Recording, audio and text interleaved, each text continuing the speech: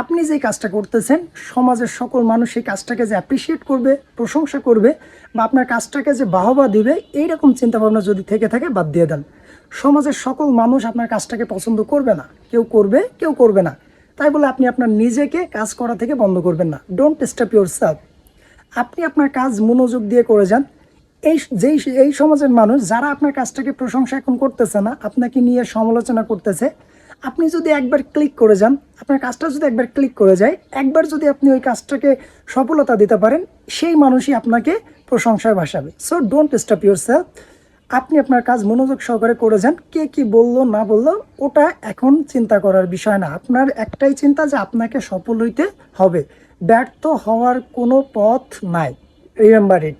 সফল হইলেই আপনাকে এই সমাজের ওই মানুষই আবার প্রশংসায় ভাসাবে।